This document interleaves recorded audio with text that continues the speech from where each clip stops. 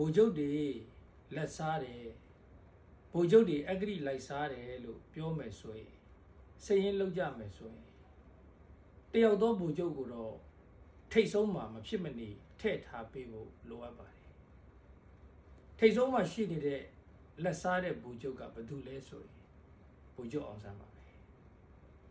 မနေ့ညတော့ဗီဒီယိုဖိုင်လေးတစ်ဖိုင်ကျွန်တော်ကြည့်ရပါတယ်စာရေးဆရာတယောက်စင်ပေါ်မှာဟောပြောနေတာပါဗိုလ်ချုပ်အောင်ဆန်းဂျပန်ပြည်ကပြန်လာကစားကုန်တယ်ကြီးတွေကဒင်နာဖိတ်ပြီးကျွေးတယ်ဗိုလ်ချုပ်အောင်ဆန်းကြွချီတော်မူလာတယ်စကားပြောတယ်ပြောပြီးတဲ့အချိန်မှာ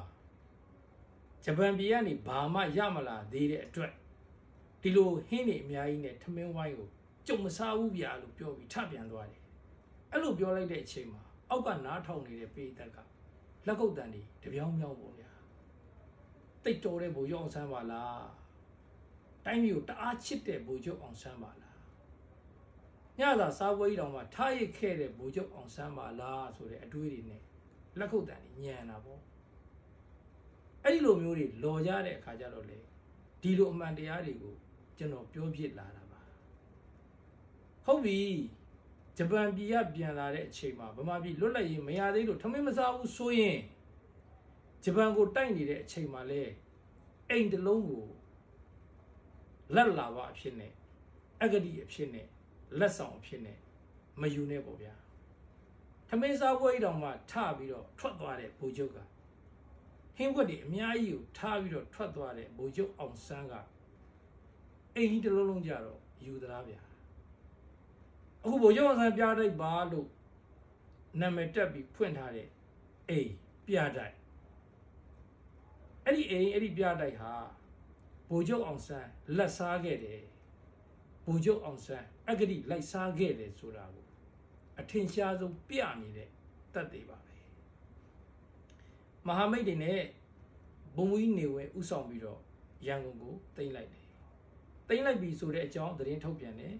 ဘုံမူကြီးနေဝဲကလည်းလက်မှတ်ထိုးပေးလိုက်တယ်အဲ့ဒါကိုဆရာသမားကိုအောင်ဆန်းကသူ့ကိုမဆောင်ရကောင်းလားသူ့နာမည်မပါရကောင်းလားဆိုပြီးတော့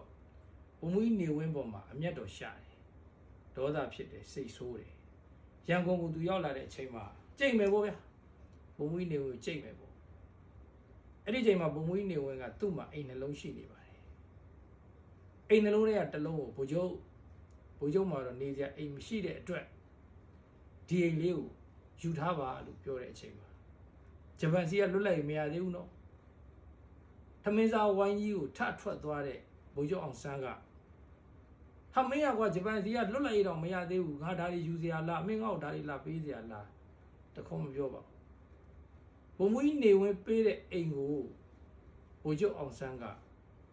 ကြည်ကြည်ပြူပြူလိုလိုလာလာလွယ်လင့်တကူပဲလက်ခံယူလိုက်ပါတယ်ဒါတွေဟာလက်လွတ်စပယ်ပြောနေတာမဟုတ်ပါဘူးအခိုင်အမာရှိခဲ့တဲ့အဖြစ်အပျက်တွေပါတမိုင်းမှန်နေပါအဲ့ဒီတော့ဗျာတကယ်မဖြစ်ခဲ့တဲ့အဖြစ်အပျက်တွေနဲ့လော်နေရင်အယောင်တွေတင်ပေးနေရင်တကယ်ဖြစ်ခဲ့တဲ့အဖြစ်အပျက်မှန်တွေကိုတကယ်သိတဲ့ကျွန်တော်တို့တွေကလည်း